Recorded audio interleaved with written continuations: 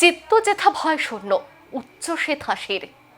আজ 25শে বৈশাখ বিশ্বকবি রবীন্দ্রনাথ ঠাকুরের জন্মবার্ষিকী উপলক্ষে রাজ্য জুড়ে পালিত হচ্ছে নানা সাংস্কৃতিক অনুষ্ঠান। আগরতলা রবীন্দ্র কাননেও তথ্য সংস্কৃতি দপ্তরের উদ্যোগে অনুষ্ঠিত হল কবি প্রণাম। বাংলা সাহিত্য, সঙ্গীত, সংস্কৃতি ও মানবতার এক চিরন্তন নাম রবীন্দ্রনাথ ঠাকুর। তাঁর সৃষ্টির আলো আজও পথ দেখায় বাঙালিকে, অনুপ্রেরণা যোগায় প্রজন্মের পর প্রজন্মকে। 25শে বৈশাখ উপলক্ষে রাজ্য জুড়ে নানা অনুষ্ঠানের মধ্য দিয়ে শ্রদ্ধার সঙ্গে স্মরণ করা হয় বিশ্বকবিকে। আগরতলা রবীন্দ্র কাননে তথ্য সংস্কৃতি দপ্তরের উদ্যোগে আয়োজিত হয় বিশেষ কবি প্রণাম অনুষ্ঠান। অনুষ্ঠানে উপস্থিত ছিলেন মন্ত্রী শান্তনু চাকমা সহ বিশিষ্ট ব্যক্তিত্বরা। প্রদীপ প্রজ্বলন ও পুষ্পার্ঘ্য অর্পণের মধ্য দিয়ে বিশ্বকবির প্রতি শ্রদ্ধা নিবেদন করা হয়। এরপর অনুষ্ঠিত হয় রবীন্দ্রসঙ্গীত, আবৃত্তি ও নৃত্যানুষ্ঠান। ছোট থেকে বড় সকলের কণ্ঠে ও পরিবেশনায় উঠে আসে কবিগুরু সৃষ্টি। আয়োজকদের বক্তব্য, রবীন্দ্রনাথ শুধু একজন কবি নন, তিনি বাঙালির আত্মপরিচয়ের অংশ। তার সাহিত্য ও দর্শন নতুন প্রজন্মের কাছে পৌঁছে দিতে এই উদ্যোগ। 25শে বৈশাখে যেন আবারও বাংলার আকাশে বাতাসে ভেসে উঠল কবিগুরুর সেই অমর বাণী, মরিতে চাহি না আমি সুন্দর ভুবনে। Bureau report, news vigilante.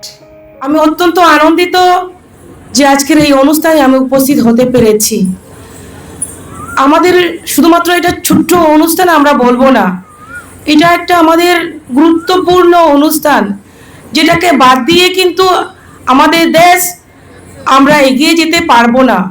তার জন্য প্রত্যেকটা নাগরিকের, আমাদের ভারতবাসী হিসেবে, ভারতীয় আমরা সুনাগরিক হিসেবে আমাদের রবীন্দ্রনাথ সম্পর্কে আমাদের জানতে হবে এবং উনার যে ব্যক্তিত্ব সেই সম্বন্ধে আমাদের জেনে নেওয়া দরকার। আপনারা জানেন আজকের দিনেই উনি কলকাতাতে জন্মগ্রহণ করেছিলেন, যে উনি 1861 খ্রিস্টাব্দে।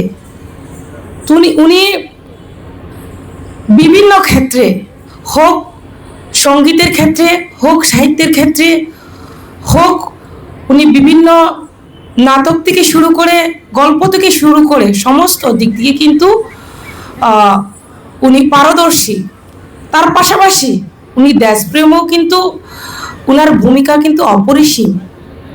আপনারা যদি লক্ষ্য করেন যে বঙ্গভঙ্গের যে আন্দোলন, সেই সময় 1905 খ্রিস্টাব্দে যে বঙ্গভঙ্গ আন্দোলন হয়েছিল, সেই সময়ও যে জাতীয় ঐক্য এবং সংহতিকে রক্ষার উদ্দেশ্যে তখনকার সময়ে যে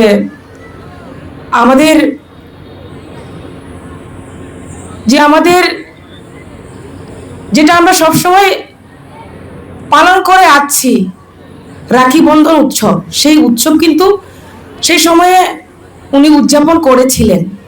সেটা একটা বড় বিষয়। পাশাপাশি যদি আমরা লক্ষ্য করি, উনি সর্বদাই যে আমাদের দেশকে কিভাবে এগিয়ে নিয়ে যাওয়া যায়, পাশাপাশি উনি বার্তা দিয়েছিলেন শান্তি এবং মানবতার বার্তা দিয়েছিলেন। কিভাবে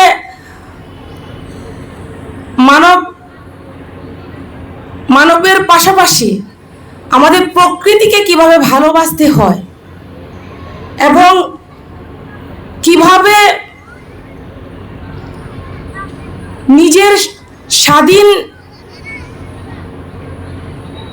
যে বিচারধারা, সেটাকে কিভাবে প্রতিষ্ঠিত করতে হয়, সেই বিষয়েও কিন্তু বার্তা দিয়েছেন।